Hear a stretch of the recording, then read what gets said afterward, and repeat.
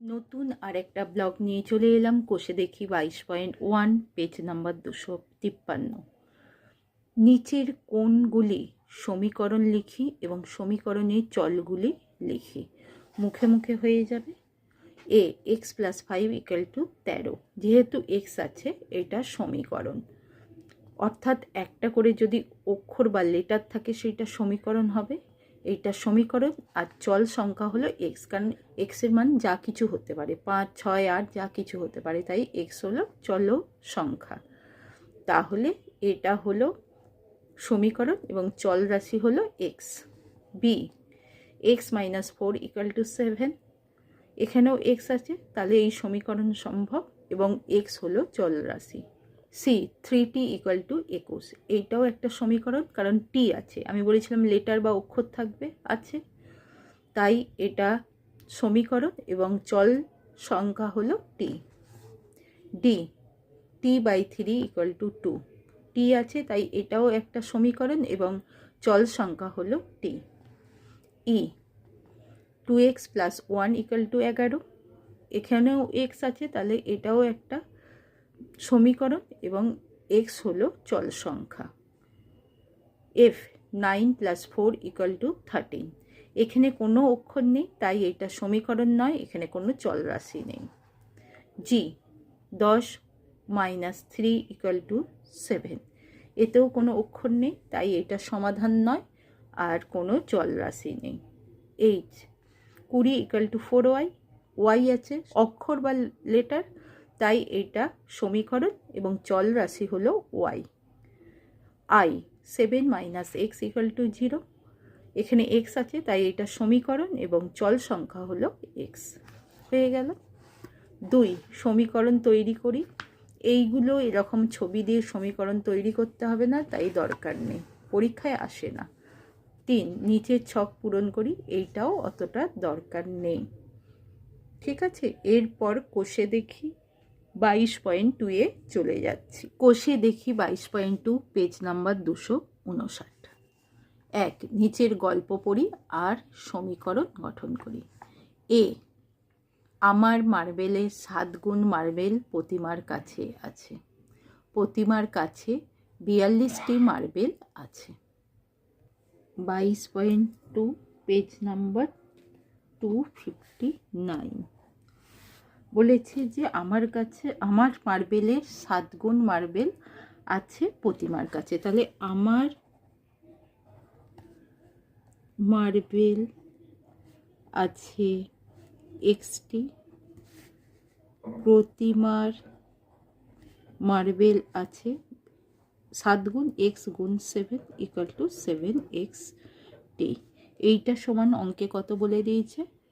42টি। সমীকরণ গঠন করতে বলেছে, তাহলে লিখব শর্তানুসারে আমার যেইটা 7x, ওদের সেইটা 42, এইটাই সমীকরণ, এটাই উত্তর।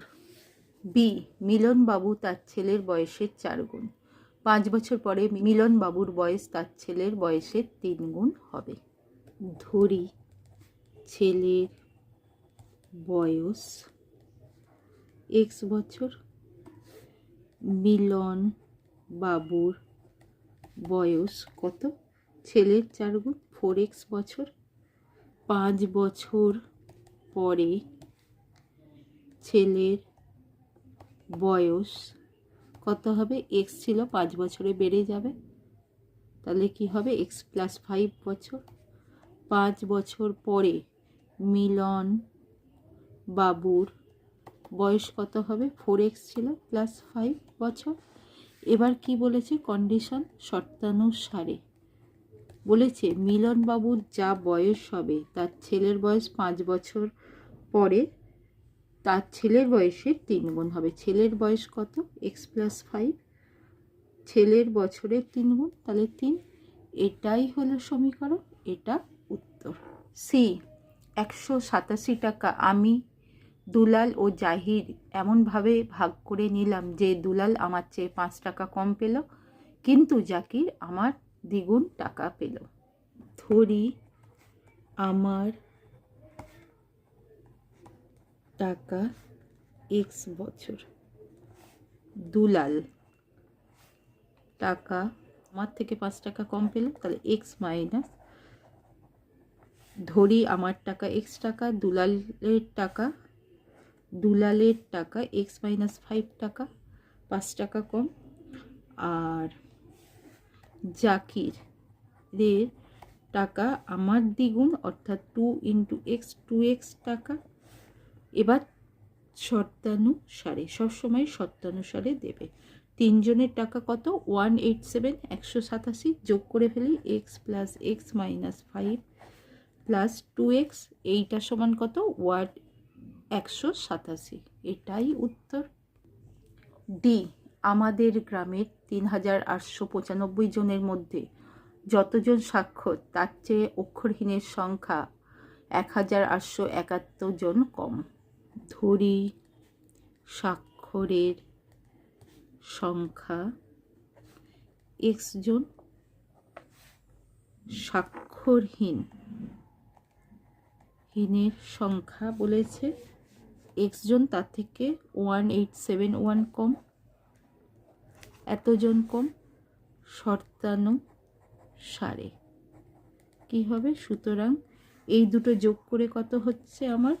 3895, এক্স মাইনাস 1871 ইকুয়াল টু 3895। এটাই উত্তর।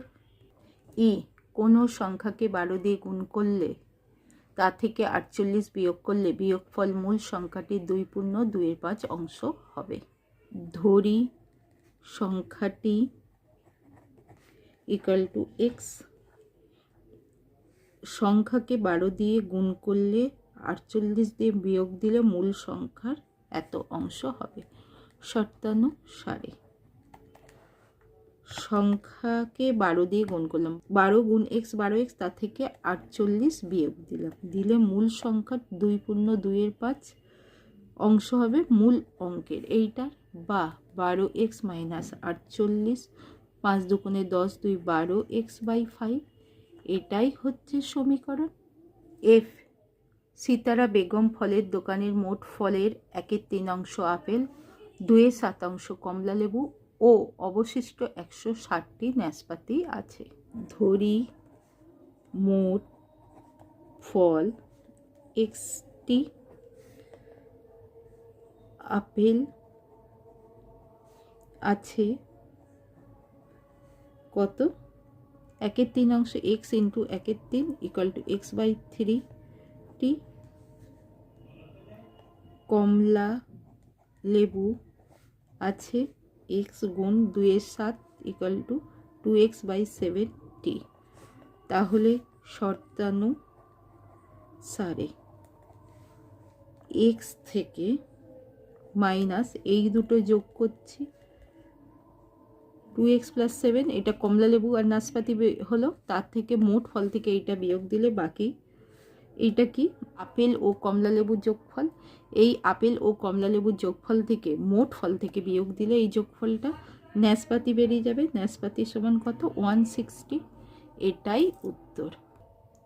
জি, আমি একটি 2 অঙ্কের সংখ্যা লিখেছি যার একক স্থানীয় অঙ্ক x কিন্তু দশক স্থানীয় অঙ্ক 5। সংখ্যাটি 21 স্থানীয় অঙ্কের 11 গুণ। সংখ্যাটি হলো বলেছিল কত? 11 গুণ হবে স্থানীয় অঙ্কের x, 11x। তাহলে স্থানীয় অঙ্কটি বলে দিয়েছিল, স্থানীয় অঙ্ক ইকুয়াল টু x, দশক স্থানীয় অঙ্ক বলেছে 5, কিন্তু দশক মানে 5 10 50। তাহলে শর্তানুসারে কি হবে? 50 plus x equal to 11x। এটাই উত্তর। এইচ, দীপ্তার্ক একটি 3 অঙ্কের সংখ্যা লিখেছে যার শতক স্থানীয় অঙ্ক y, দশক স্থানীয় অঙ্ক 7, একক স্থানীয় অঙ্ক 0। সংখ্যাটি শতক স্থানীয় অঙ্কের 114 গুণ। শতক স্থানীয় অঙ্ক কত? y, তাহলে শতস্নিক অঙ্ক অরিজিনাল হবে 100 ঘরে 100 ইন্টু ওয়াই 100 ওয়াই। দশক স্থানীয় অঙ্ক হবে 10 ইন্টু 7 ইকুয়াল টু 70। তাহলে শর্তানুসারে 100 ওয়াই প্লাস 70 স্থানীয় 0 ইকুয়াল টু কত গুণ বলেছে? 114 গুণ 114 ইন্টু এক্স, বা 100 y plus 70 equal to 114 x. এটাই সমীকরণ 2। সমীকরণ দেখি ও গল্প তৈরির চেষ্টা করি। দেখো এখানে সমীকরণ আছে, নিজের গল্প লিখতে বলেছে, কিন্তু আমাদের নিজে গল্প লিখতে বলে না, তাই দরকার নেই, এইগুলো হচ্ছে না। কোষে দেখি 22.2 কমপ্লিট। নিশ্চয়ই বুঝতে পেরেছো। বুঝতে পারলে আমার চ্যানেলটাকে সাবস্ক্রাইব করো, শেয়ার করো।